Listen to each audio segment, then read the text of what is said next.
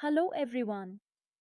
Let's begin with a quick question. Why does standing on a single high heel shoe feel more painful than standing barefoot?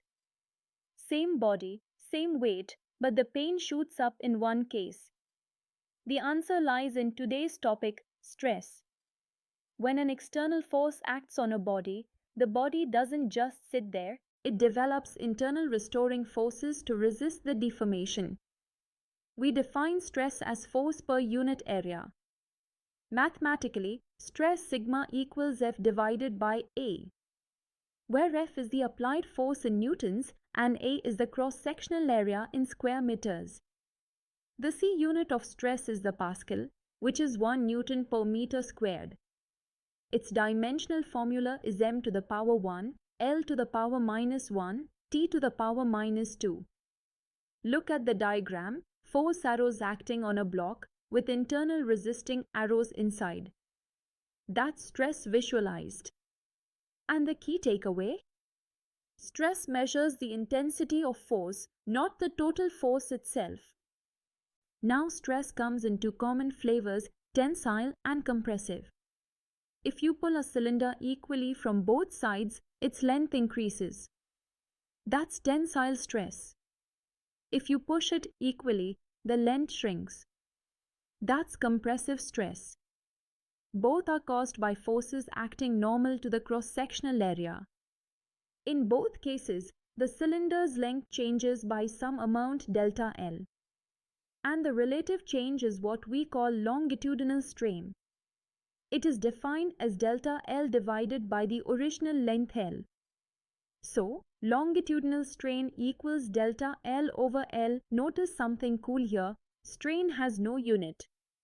It's just a pure ratio of lengths. Check the diagram from the PDF, figure 8.1 part A, the cylinder stretching under tensile force. That's longitudinal strain in action. But solids don't just stretch or shrink, sometimes they shear. Imagine pushing the top of a book while keeping its base fixed. The book tilts but doesn't really change volume. This deformation is caused by shear stress. It happens when equal and opposite forces act parallel to the surface. The result is shearing strain, which is defined as delta x divided by L, the ratio of lateral displacement of the top face to the original height. We also write it as tan theta, where theta is the angular tilt from the original position. For very small angles, tan theta is practically equal to theta itself. So, if theta equals 10 degrees, the error is only about 1%. Look at figure 8.1 parts B and C, the cylinder sheared sideways and the book pressed horizontally. That's shearing strain made visible. Okay, now let's jump into fluids. Ever wondered why a balloon shrinks in size when squeezed from all sides? That's because of hydraulic stress. When a body is immersed in a fluid or subjected to pressure from all directions, equal force per unit area acts on every surface. This is hydraulic stress, numerically equal to the applied pressure. The strain here is not change in length or shape, but change in volume. We define volume strain as delta V divided by V, the ratio of change in volume to original volume. Again, since it's a ratio, volume strain has no units. Take a look at figure 8.1 part D, a solid sphere under pressure from all directions. It shrinks in volume but keeps the same spherical shape. That's volume strain. Let's test our understanding with a quick calculation. Suppose we have a steel wire of length 2 meters and cross-sectional area 2 into 10 to the power minus 6 square meters.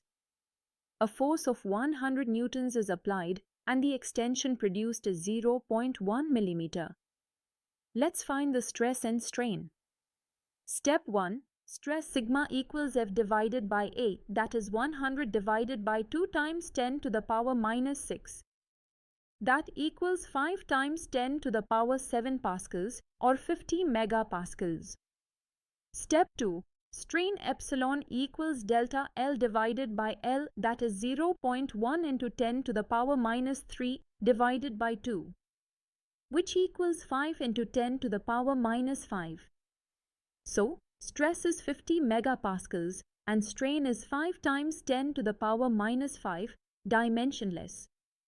And notice the contrast, stress has dimensions and units while strain is always a pure number. So, let's wrap it up.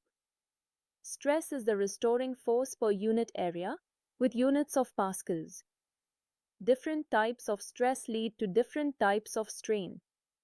Tensile or compressive stress leads to longitudinal strain. Shear stress leads to shearing strain, defined as lateral displacement over length. Hydraulic stress leads to volume strain, defined as change in volume over original volume. Stress tells us how intense the applied force is. Strain tells us how much deformation results. Together, they form the backbone of material science and engineering design. And that's why bridges don't collapse, airplanes stay intact, and your soda can doesn't explode until you really squeeze it hard. I hope this gives you a clear, engaging picture of stress and strain. In the next session, we'll move to the stress-strain curve, the graphical heart of elasticity. Until then, keep noticing how things bend, squash, or shear in your everyday life. Because that's physics in action.